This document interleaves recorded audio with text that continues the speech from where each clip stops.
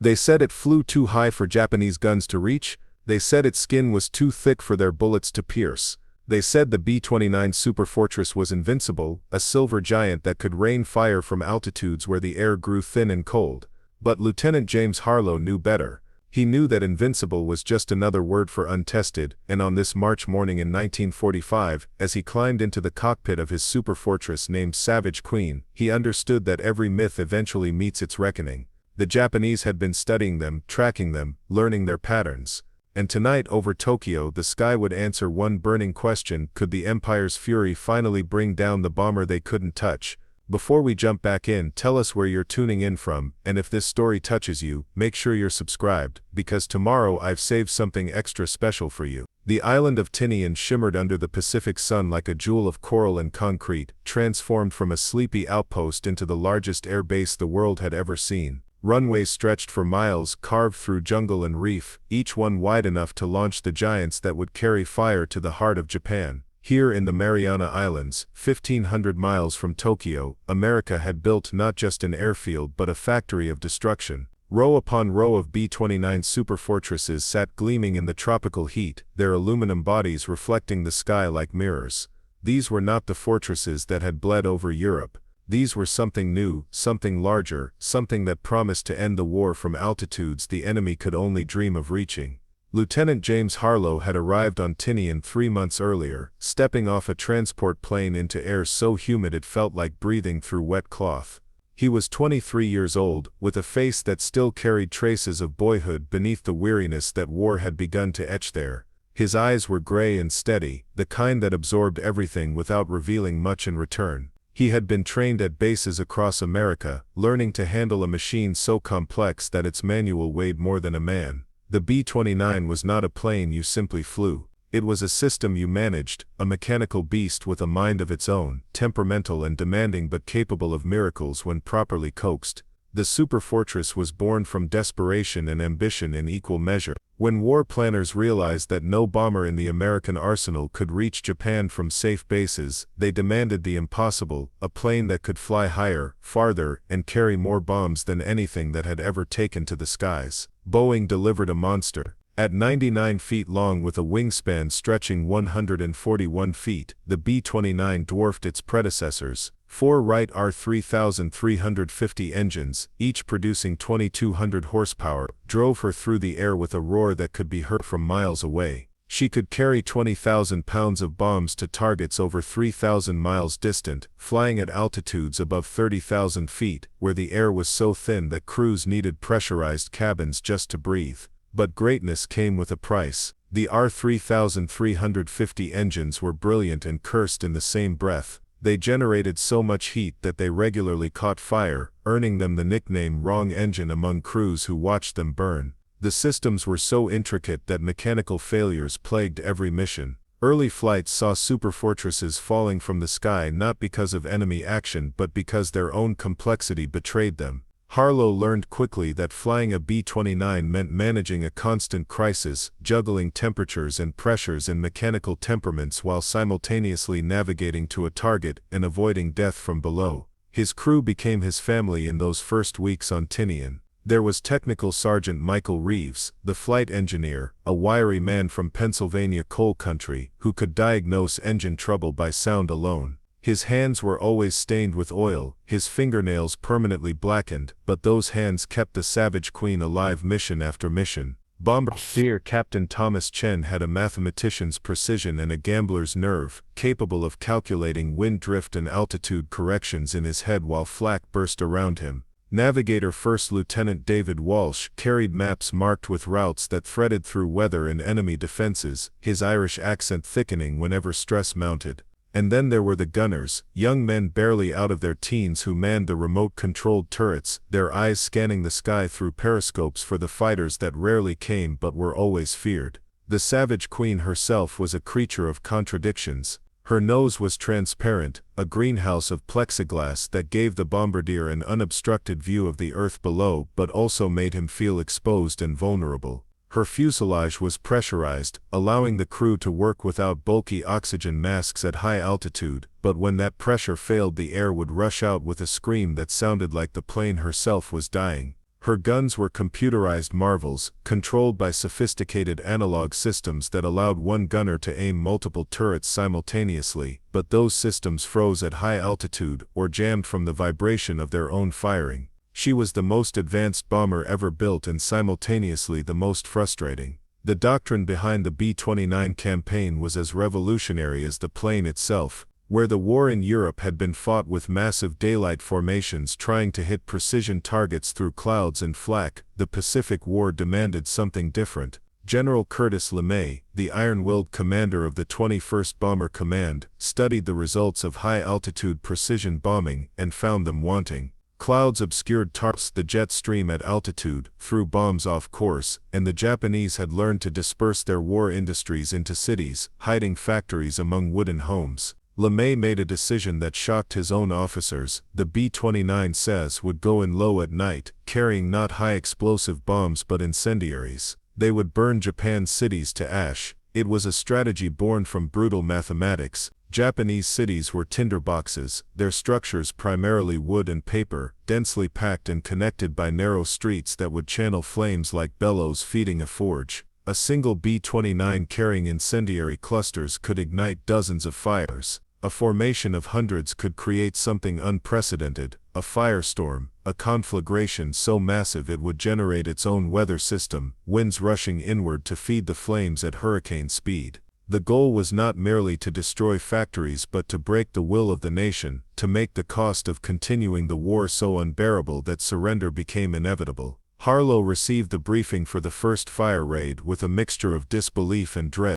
They would fly at 7,000 feet far below the Superfortress's design altitude, stripped of most ammunition to carry maximum bomb loads. The gunners would have little to shoot. The bombardiers would aim for neighborhoods rather than factories, and they would do it in darkness when enemy fighters could hunt them like wolves stalking in moonlight. One pilot stood up during the briefing and asked the question everyone was thinking: at 7,000 feet, wouldn't every gun in Tokyo be able to reach them?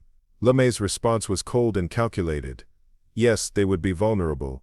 But Japanese night fighters were poorly trained, their radar primitive, their anti-aircraft guns designed for high-altitude work. The low approach would be unexpected, and speed would be their shield. Get in, drop the fire, get out. The night before the first mission, Harlow walked the flight line alone. The Savage Queen sat among her sisters, a row of silver giants preparing for slaughter. Mechanics worked through the darkness, loading the incendiary clusters that would transform Tokyo into an inferno. Each bomb was relatively small, designed not to penetrate deep into structures, but to scatter burning gel across rooftops and streets.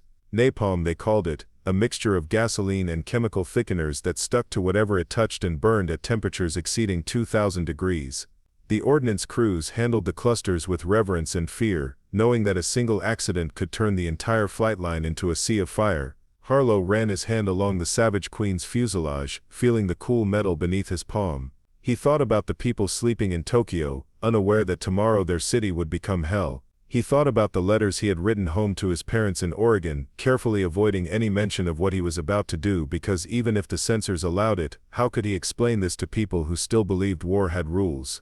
He thought about the enemy pilots who would rise to meet them, young men like himself flying obsolete fighters, determined to defend their homeland against machines they could barely damage. A voice broke his reverie. Technical Sergeant Reeves approached carrying 2 cups of coffee, both bitter and lukewarm but welcome.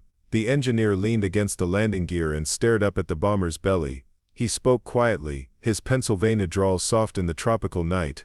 He said he had been thinking about his father who had worked in the mines, breathing coal dust until his lungs failed. His father had once told him that every job worth doing came with a weight you carried forever. The trick was deciding if the weight was worth bearing. Reeves looked at Harlow with eyes that had already made that decision. Tomorrow they would carry fire to people who had never seen them, who could not fight back, who would die in numbers that would make the history books flinch. But if it ended the war, if it saved the 1,000,000 casualties predicted for an invasion of Japan, then maybe the weight could be borne. Harlow did not sleep that night. None of them did. They lay in their bunks listening to the sounds of the island, the distant crash of surf, the drone of generators, the occasional roar of an engine being tested. Each man alone with his thoughts preparing for what came next. Dawn arrived with startling beauty, the sun rising over the Pacific in shades of orange and gold that seemed obscene given what the day would bring.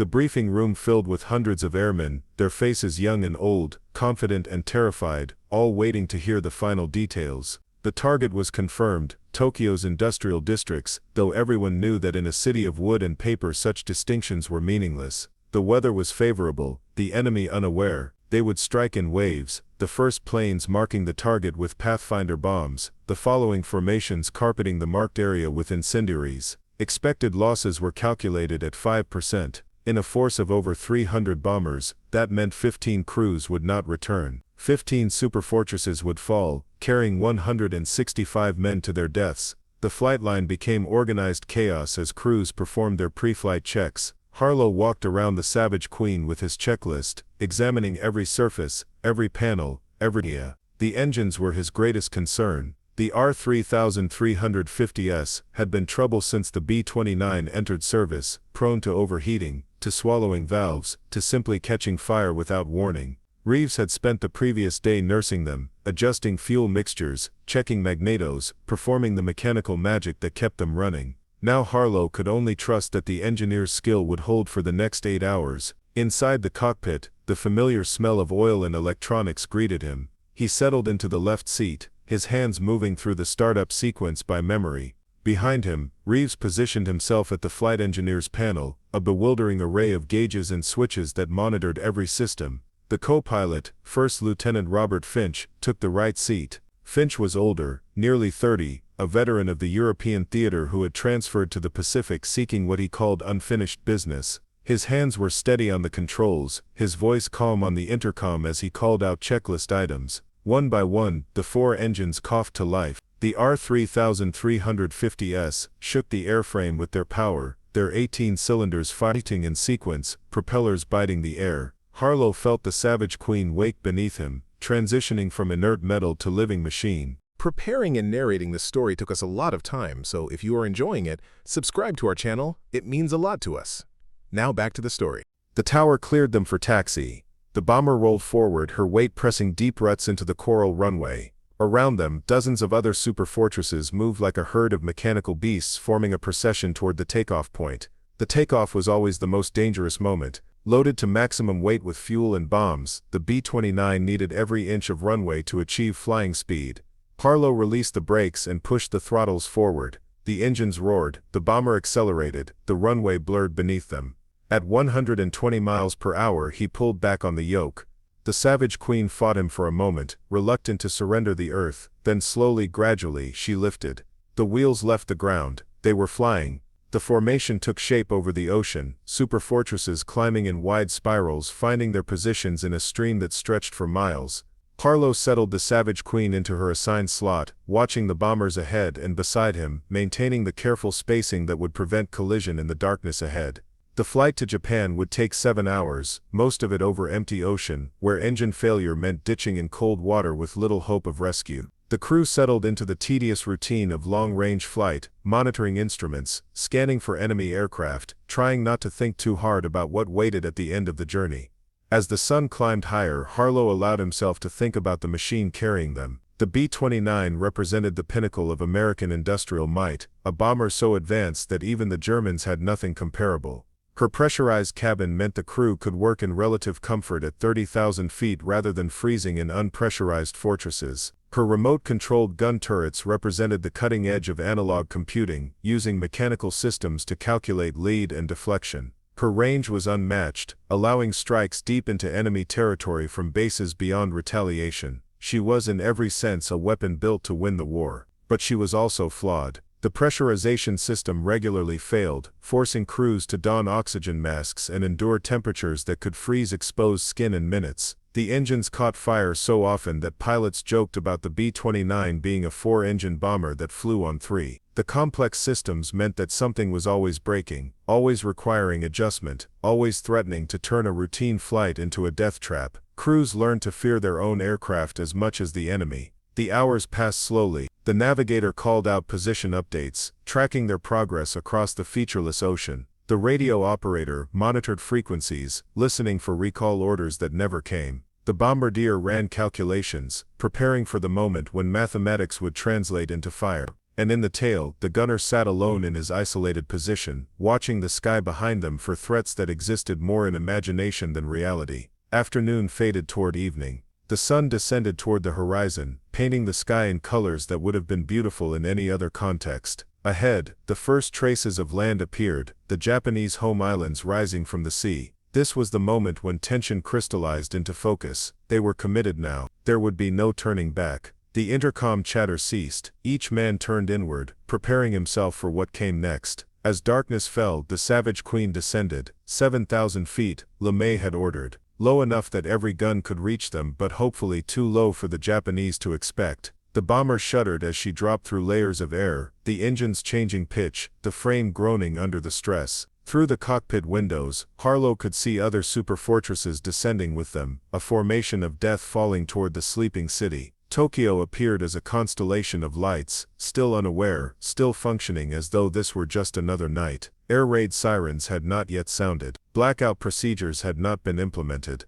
The city lay exposed and vulnerable, 3 million souls waiting unknowingly for the fire that would consume them. Harlow's hands tightened on the yoke. In minutes, those lights would be replaced by flames. In an hour, Tokyo would be burning. And the B-29 Superfortress, the bomber Japan could not shoot down, would prove whether invincibility was real or merely another illusion of war. The bombardier's voice crackled over the intercom, calm and professional, announcing 30 seconds to release. The Savage Queen's bomb bay doors opened, the wind screaming through the gap, the aircraft lifting slightly as drag increased. Below, the Pathfinders had done their work, marking the target zone with brilliant fires that could be seen from miles away.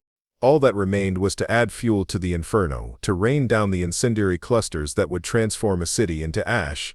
Harlow held the bomber steady, fighting the turbulence, giving the bombardier the stable platform he needed.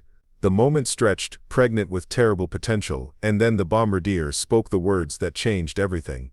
Bombs away. The incendiary clusters tumbled from the Savage Queen's belly, spinning end over end through the night air, before splitting apart into hundreds of smaller bomblets.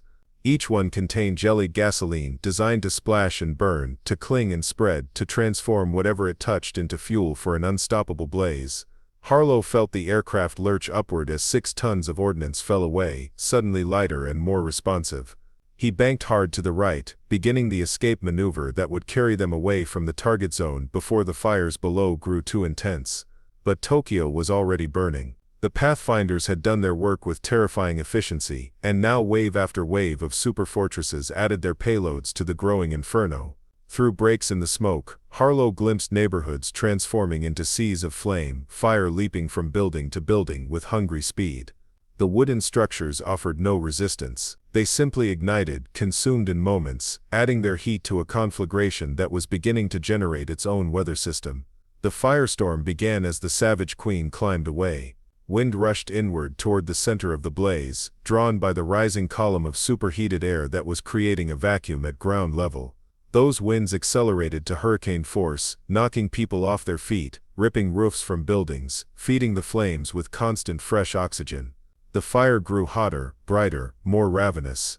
Temperatures on the ground exceeded 1800 degrees. Asphalt melted, metal twisted, glass ran like water, and still the bombs fell. Harlow keyed the intercom to check on his crew.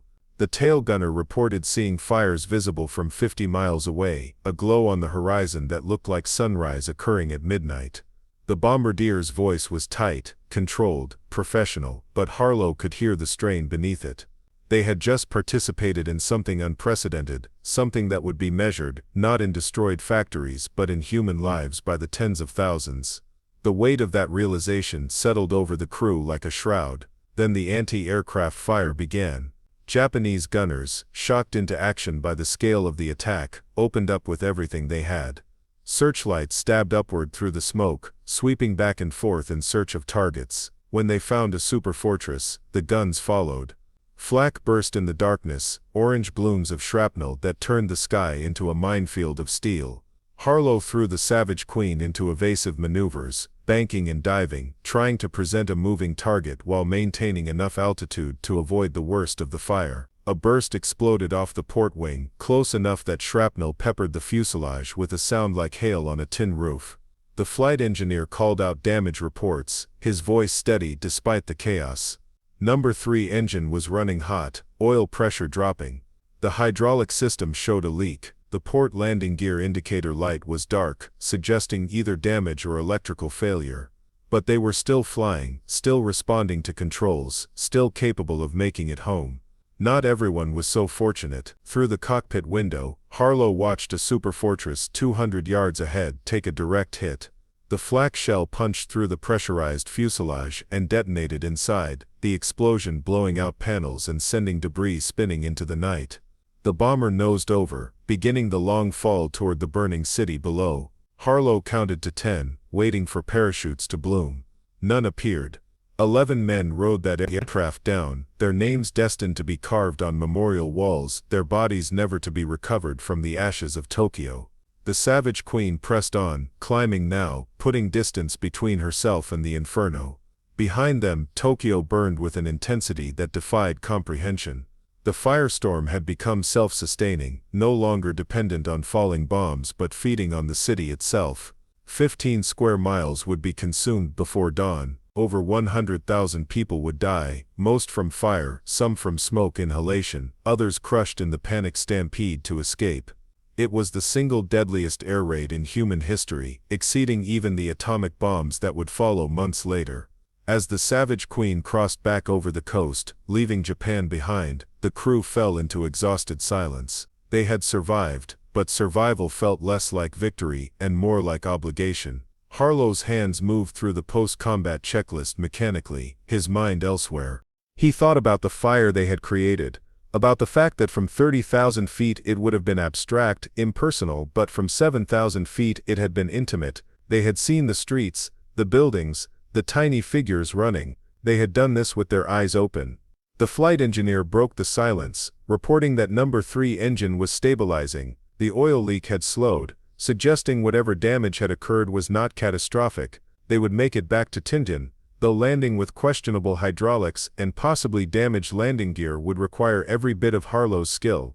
The navigator provided a heading that would take them on the most direct route home, across empty ocean where they could limp along without fear of enemy interception. Dawn found them still flying, the Savage Queen's engines droning steadily despite their abuse. The sun rose behind them, illuminating the bomber in golden light that seemed obscene given what they carried in their wake. Harlow looked at his co-pilot, and saw his own exhaustion reflected there.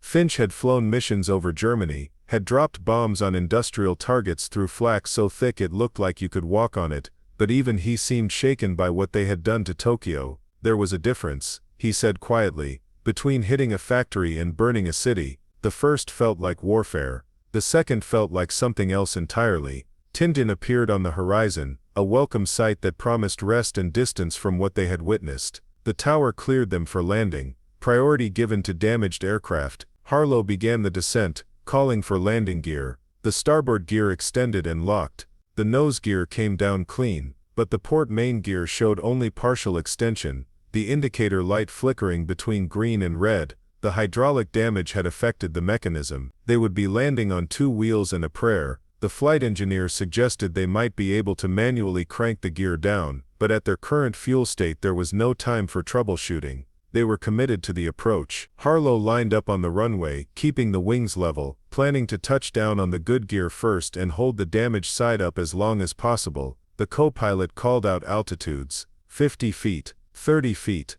10 feet. The wheels kissed the runway. Harlow held the port wing high, letting the bomber roll on 2 points, but physics would not be denied. As speed bled off, the wing dropped. The partially extended gear hit the runway, crumpled, and the Savage Queen lurched sideways. The next seconds happened in slow motion. The bomber skidded, metal screaming against concrete, sparks fountaining from the collapsed gear. Harlow fought the controls, trying to keep them straight, but the asymmetrical drag was too much. They spun, rotating nearly 90 degrees before momentum finally bled away. When movement ceased, the Savage Queen sat crippled on the runway, her port wing dragging the ground, fuel leaking from ruptured tanks. But they were down, they were alive. The crew evacuated through the forward hatch, stumbling away from the aircraft in case fire started. None came. The leaking fuel simply pooled on the runway, reflecting the morning sun. Ground crews swarmed the bomber, assessing damage, preparing to tow her clear.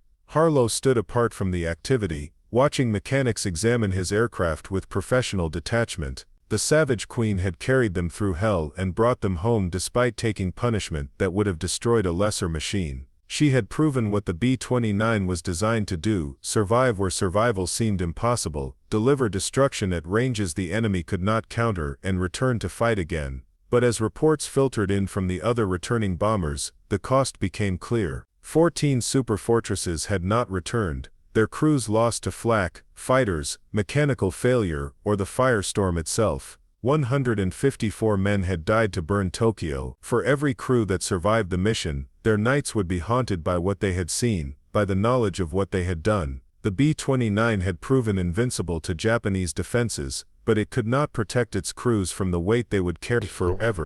In the weeks that followed, the missions continued. Nagoya burned, then Osaka, then Kobe.